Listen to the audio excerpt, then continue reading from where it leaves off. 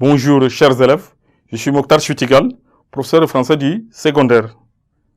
Heureux de nous retrouver autour de cette nouvelle séquence qui porte sur le développement de la dissertation. Parce que nous avons eu à voir déjà, lors de la séquence précédente, l'introduction et quelles sont les différentes démarches à mener au niveau de l'introduction. Maintenant, nous abordons le développement. Bien, la dissertation étant une démonstration, elle doit être bâtie sur un plan en obéissant à un ordre ou une cohérence. Il s'agit d'une argumentation, c'est-à-dire d'un raisonnement qui progresse par étapes vers une conclusion. Chaque étape doit comporter un plan, Donc au développement, il faut absolument travailler en termes de plan.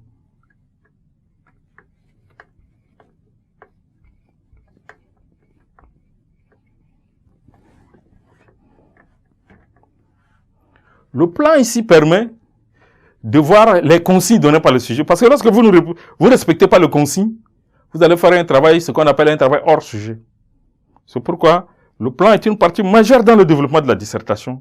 Par conséquent, il faut s'en tenir à cela. Autrement dit, vous allez faire un travail hors sujet. Il existe plusieurs plans, mais nous retenons quelques-uns qui apparaissent essentiels parmi tant d'autres. Ces plans que nous retenons sont le plan explicatif.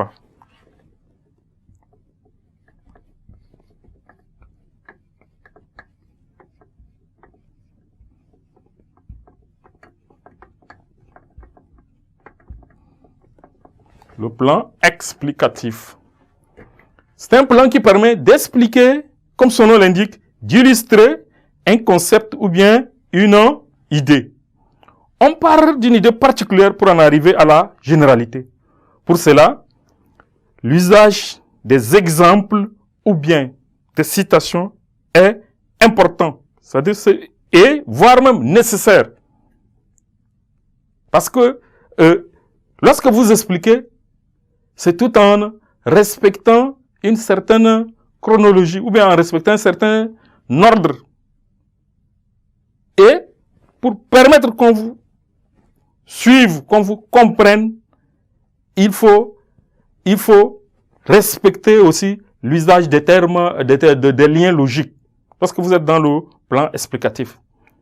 Et là, l'exemple d'un plan explicatif, on peut écrire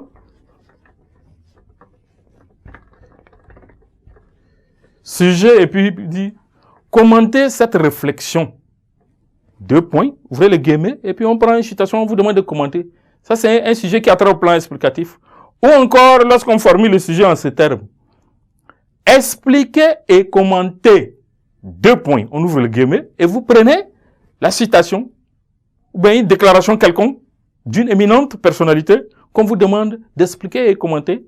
Ça, c'est également l'exemple type d'un sujet qui a trait au plan explicatif. Maintenant, nous allons passer à un autre plan qui est le plan inventaire. Le plan inventaire.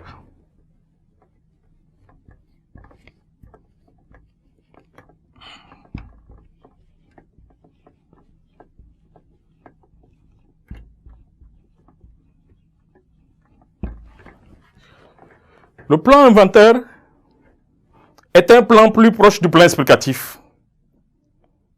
Mais à la différence que le plan inventaire donne des explications le plus détaillées au plan explicatif même, où il ne faut rien laisser au hasard. Il faut prendre en compte la préoccupation. Parce que le mot inventaire même vient du verbe inventorier, qui signifie faire le détail. Faire le détail d'une situation donnée. Le plan inventaire est plus détaillé encore que le plan explicatif. Maintenant, nous allons passer au plan analytique.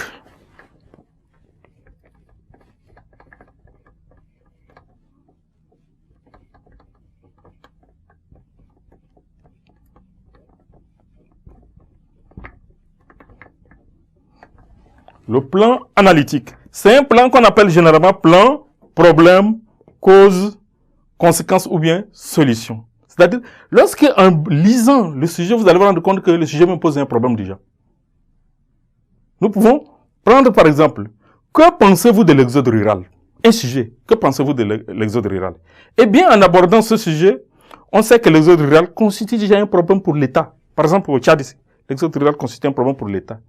Parce qu'il y a le déplacement de bras valides des zones rurales vers les zones urbaines. Donc, il y a un problème de départ. Il n'y aura plus personne pour s'occuper des travaux de la terre.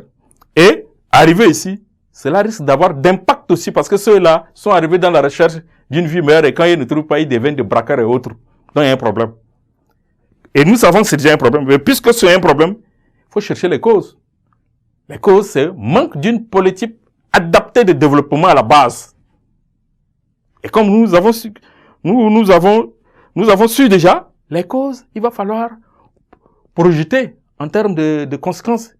En termes de conséquences, si rien n'est fait, le gouvernement risque d'avoir du pain sur la table. Il va avoir un problème en denrées alimentaires. Il va avoir un problème de délinquance.